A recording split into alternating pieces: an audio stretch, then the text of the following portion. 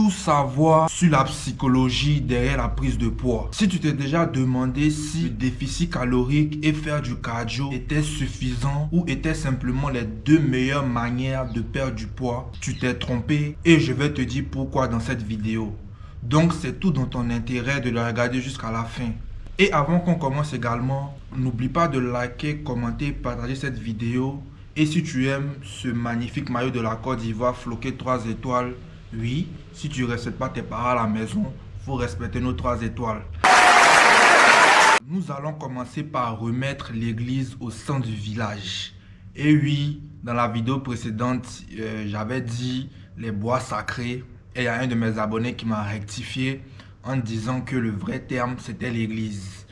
Et c'est 10 fois mieux de remettre l'église au centre du village. D'ailleurs, si tu ne pries pas ou si tu ne vas pas à l'église, je te conseille de chercher et de trouver une assemblée pour ton développement spirituel. Il n'y a pas que l'argent, il n'y a pas que les femmes, il n'y a pas que les savons. Il n'y a pas que les savons. Nous avons déjà tous entendu, et même moi le premier, je suis le premier à dire que si tu veux réellement perdre du poids, perdre de la graisse, tout ce qui touche de loin ou de près à la perte de tout ce qui est graisseux, tu dois obligatoirement faire un déficit calorique. Même avant de faire du cardio, avant de te buter au cardio, avant de te buter au HIIT, avant de te buter à la course à pied, avant de te buter au sprint, marcher, nager, voler, tout ce que tu veux.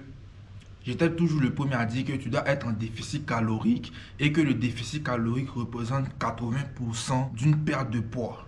C'est-à-dire pour réussir ta perte de poids, il y a au moins 80% qui vont au déficit calorique.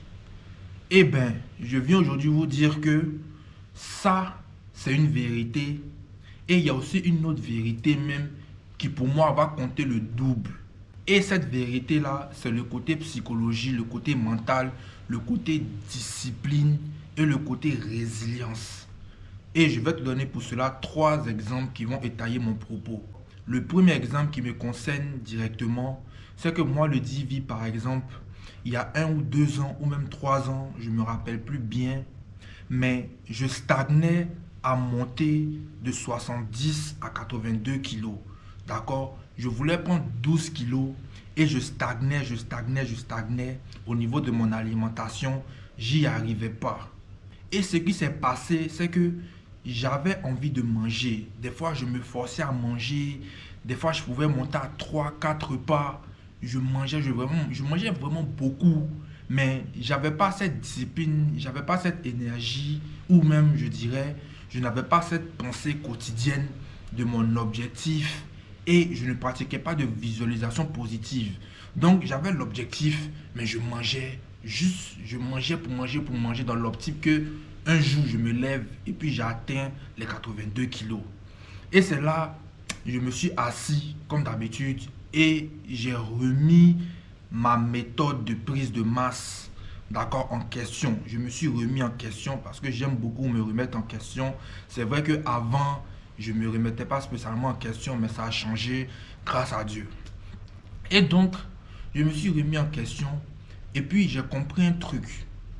La psychologie, c'est-à-dire le mental et la pensée, c'est surtout ça en fait, avoir une pensée ancrée de son objectif dans sa tête. C'est-à-dire dans les 6 mètres carrés de ton cerveau. Là. Bon, pour ceux qui ont les petits cerveaux, c'est sûr que ton cerveau ne fait pas 6 mètres carrés. Mais dans tout le périmètre carré de ton cerveau, tu dois trouver un endroit où tu vas mettre, où tu vas archiver, où tu vas sauvegarder, où tu vas mettre en favori cette pensée-là de ton objectif. C'est-à-dire tous les jours que tu te lèves et dans les 24 heures, tu dois avoir cette pensée-là dans ta tête, dans ton cœur qui te dit que j'ai atteint les 82 kilos. Vraiment, ça me fait tellement plaisir de manger pour atteindre mon objectif.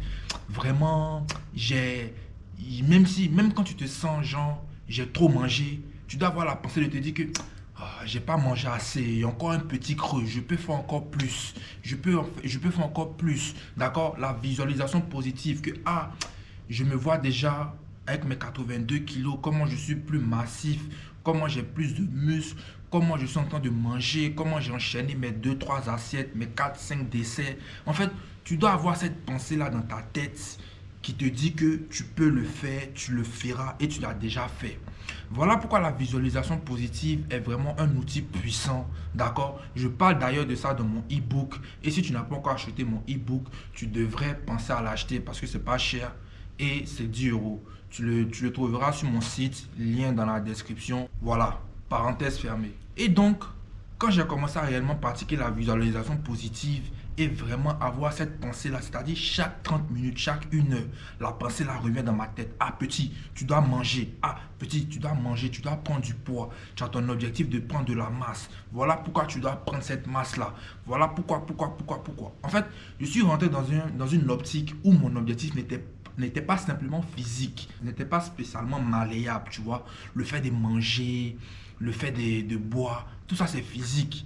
Mais mon objectif n'était pas monter sur un niveau, sur un plan, je vais dire, psychologique, spirituel, d'accord? Spirituel, c'est pas forcément des trucs qui touchent à l'église, forcément des trucs qui touchent à des trucs sacrés. Tout ce qui est spirituel, ça veut dire que c'est esprit. Et dans mon esprit, en fait, j'avais pas la pensée ou j'avais pas, en fait, ancré mon objectif. Et lorsque j'ai commencé à ancrer mon objectif dans ma pensée, dans mon esprit, c'est là, en fait, j'ai naturellement commencé à passer de 1 à 5 repas par jour le premier mois. Et le deuxième mois, je suis monté de 5 à 7 repas par jour, étalé sur 24 heures. D'accord? Et ces 7 repas-là, ce n'étaient pas des repas de fou malade à la Eddie Hall. Non. Au début, j'ai commencé par des petites portions que je m'habitue à étaler plusieurs fois dans la journée. Et lorsque j'ai commencé à être habitué à manger ces petites portions-là plusieurs fois sur la journée, d'accord, j'ai juste augmenté les portions un peu, jusqu'à me retrouver avec 7 repas copieux par jour que j'expassais, comme je vous ai dit, dans la journée. C'est-à-dire que des fois, quand je devais sortir, quand je devais aller, par exemple, à l'entraînement, au foot, ou bien en gym, j'avais mon petit Tupperware. Dès que je finis ma séance, je mange. C'est lorsque vraiment, réellement, les gars, j'ai mis la psychologie, le mental, que j'ai vraiment ancré mon objectif dans ma tête, dans mes pensées, dans ma respiration, dans mon inspiration, même dans mes rêves. Je faisais tout pour penser à mon objectif, que j'ai réellement pu obtenir ces 12 kilos là en 2 mois. Et je vous garantis que si j'avais pas eu cette pensée-là dans mon esprit constamment, ça m'aurait pris peut-être 6 mois ou 8 mois, ou même j'aurais toujours stagné jusqu'à maintenant. C'est-à-dire que j'aurais jamais atteint les 91 kilos. C'est-à-dire mon poids actuel que je fais en ce moment. C'était le premier exemple. Le deuxième exemple, je vais prendre l'histoire de Ronaldo. Parce que j'aime beaucoup Cristiano Ronaldo, c'est mon joueur favori. Et hormis même que c'est mon joueur favori, c'est surtout sa vie, en fait. Les choses qu'il a traversées qui sont, en fait, une leçon et qui d'ailleurs doivent être une leçon pour tout être humain qui est sur la terre. Ronaldo, il ne s'agit pas seulement d'aller regarder ses 450 buts de bander sur ses buts. Oh, Ronaldo puis Messi, qui est le plus fort, qui a le plus gros kiki, qui a la plus jolie go, qui a le plus gros nombre d'abonnés. Non. Il faut regarder aussi le parcours. C'est le parcours qui est inspirant. C'est pas combien de buts il a marqué en Ligue des Champions qui est inspirant, mais c'est son parcours. Quelqu'un qui a débuté pauvre dans les rues affamées de Lisbonne. Il balayait même la piste. Il faisait tout ici. Son daron était alcoolique. Malgré ça, là, il avait une pensée, il avait une volonté, il avait un objectif, il avait un rêve. Tu vois, même si son rêve, bien vrai, c'était, comment dire ça, c'était possible. Tu vois, c'est-à-dire que c'était faisable. Parce que eux tous, ils ont 2 jambes. Tout le monde a 2 jambes. Tout le monde a un cœur. Tout le monde a 2 poumons. Tu dois t'entraîner. Tu vois. C'est vrai que le travail acharné paie toujours. Ronaldo est l'exemple parfait du travail acharné qui paie. Mais la différence, c'est que Ronaldo, où tu dois le respecter, c'est qu'il a réussi à être le compétiteur et le rival d'un gars appelé Messi, que toute la planète sait très bien, même ceux qui ne vont pas à l'église, même les athées, ceux qui n'ont jamais dit merci Seigneur pour le repas là, ils sont d'accord pour dire que le talent de Messi, c'est Dieu qui lui a donné. Quelqu'un qui ne connaît pas Dieu, mais il est d'accord pour dire qu'un autre être humain, le talent qu'il a, c'est Dieu qui lui a donné, que ce n'est pas naturel. Tu vois, c'est-à-dire qu'un gars comme ça, non. qui était voué à accomplir et à faire de grandes choses. C'est-à-dire que lui, il est né pour ça. Il y a des gens là, ils sont nés pour ça. Nelson Mandela, il était né pour libérer l'Afrique du Sud. Tu vois? Comment il s'appelle aussi, le gars burkinabé, j'ai oublié son nom. Le capitaine Ibrahim Traoré. Tu sens que c'est un gars qui est né pour ça. Dieu l'a envoyé pour une mission particulière qui est de libérer son peuple. Accomplir sa volonté, accomplir ce dessin-là. Le gars est là pour ça. Et c'est pareil pour Messi. Mais comment tu expliques le fait que un gars qui a tout misé sur le travail acharné a réussi à égaler son niveau jusqu'à même que certaines personnes disent qu'il est plus chaud que Messi? D'ailleurs, moi-même, je fais partie des personnes qui disent ça. Même si c'est vrai que techniquement, la vision de jeu, tout et tout, Messi est mieux. Mais Ronaldo, par le travail et puis par son parcours, pour moi, ça compte plus que simplement sur le terrain. Il n'y a pas que le terrain, il y a en dehors du terrain aussi. Et donc, pour revenir à ce qu'on disait, Ronaldo, lui, savait ça. Ronaldo n'est pas bête. Il savait que pour Messi, là, non, laisse tomber. C'est un truc, là, ça vient, c'est même pas de cette planète. Mais qu'est-ce qu'il s'est dit? Il s'est dit que non, dans ma tête, il n'a pas dit c'est dans mes pieds, il n'a pas dit c'est chez ma grand-mère ou bien chez mon grand-père. Il a dit dans son... Il y a une interview même, il faut que je retrouve l'interview. Si je ne la mets pas dans la vidéo, il faut faire tes recherches. Il y a ChatGPT, il y a Google, il y a YouTube.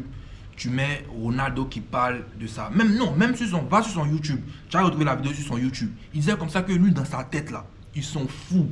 Qu'il se répète constamment jour et nuit que c'est lui le meilleur, que c'est lui le meilleur. Je suis le plus grand, je suis le plus physique, j'ai la plus grosse frappe, je suis le plus technique, je suis le magicien. Il se répète tous ces superlatifs là pour que justement le jour où on dit il y a match, il y a les clousa, mais à la fin du match, Ronaldo a mis 3 buts. À la fin de la saison, Ronaldo a pris ballon d'or. Je pense que Messi doit avoir 7 ou 8, Ronaldo a 6 ou 5. Et que tu te rends compte du fait de prendre 6 ou 5 ballons d'or contre Messi, contre quelqu'un qui marche, la majeure partie des 90 minutes, mais dès que le ballon arrive dans son pays, il prend pour aller marquer. Un mort comme ça, on a dans lutter 5 ballons, 6 ballons de lui, et puis t'as pas Bognan. Bref, le sujet c'est pas de Bognan ou c'est pas de truc. Tu respectes qui tu veux. De toute façon, même vous-même, le respect, vous connaissez pas parce que vous respectez pas vous-même. Bref. Et donc, la partie où Ronaldo s'est constamment dit des superlatifs, des compliments. Oui, je suis le plus fort, je peux le faire et tout. Même lui-même, il a dit que le secret de sa réussite, le secret qui a fait qu'il est resté au top pendant 10 ans, c'est la visualisation positive et de se parler à soi-même. Parle-toi à toi-même. Quand tu as un objectif là, parle de cet objectif là à toi-même. Ça n'a rien à voir avec être fou. En général, les gens qui ont tendance à se parler à eux-mêmes là, il y a une étude qui dit que c'est les gens qui sont les plus intelligents.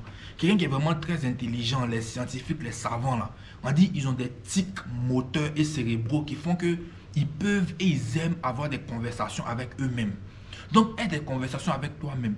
Quand tu sais qu'il y a ton objectif, par exemple, perdre du gras ou perdre du poids, tu dois te voir mince. Tu dois te voir avec les abdos. Tu dois te voir shredded. Tu dois te voir complètement déchiqueté comme Broly. Tu dois te voir comme le neveu de Broly. Tu dois te dire que je peux le faire. Même si tu fais 200 kilos tous les jours, je peux le faire tous les jours. Même quand tu n'es pas pesé, tu te dis que aujourd'hui je ne me suis pas pesé, mais je sens que j'ai perdu 2 kilos. Je sens que j'ai perdu 3 kilos.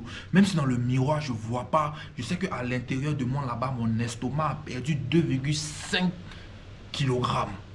Et tu vois, avoir la pensée positive, mettre ton mindset, c'est une question de mindset en fait, c'est une question de psychologie. La musculation c'est mental avant d'être physique.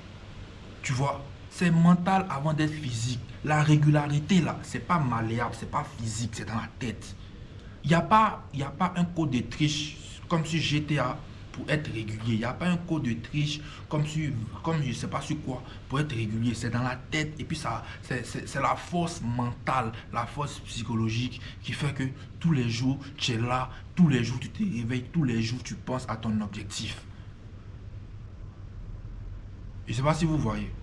Et pour terminer le troisième point qui touche la majeure partie, je vais dire 90%, 95% de la population, hommes comme femmes, c'est la mastur.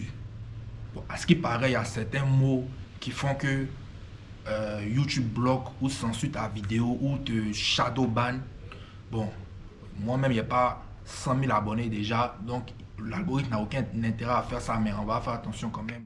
Donc, par mastu, tu sais déjà de quoi je parle. Peut-être que si tu ne sais pas de quoi je parle, ton savon sait très bien de quoi je parle. Et la mastu, c'est une des habitudes que si tu veux réellement bannir dans ta vie, je te garantis que ce n'est pas les rappels, ce n'est pas le fait de ne plus utiliser de savon, ce n'est pas jeter ton savon, jeter ta crème ou jeter ton huile que même tu prends pour cuisiner qui va faire que tu vas arrêter cette pratique. C'est réellement quand dans ta tête, tous les jours quand tu te lèves, tu te dis que aujourd'hui, je ne fais pas ça. Le matin, à midi, dans ta tête, tu te dis, je ne fais pas ça. Le soir, je ne fais pas ça. Même bien avant même que l'envie n'arrive, tu dois constamment te dire que je ne fais pas ça pour préparer ta psyché, ton mental. Parce que tout est spirituel avant d'être physique. C'est quand tu as appris la vaincue. Il dit quand tu as appris la vaincue. Et d'ailleurs, même la mastu, on va même pas trop parler de ça parce que je ne suis pas sexologue. Mais on sait très bien que c'est lorsque dans ta tête tu prends la victoire que réellement tu commences à arrêter cette pratique. Et c'est tout pour cette vidéo les gars, j'espère qu'elle vous a aidé. N'oubliez pas de liker, commenter, partager pour le maillot, le joli maillot. Il n'y a pas que la personne qui est dans le maillot qui est jolie, le maillot aussi est joli. Donc les gars, merci d'avoir écouté jusqu'à la fin. Et force à vous. Ciao.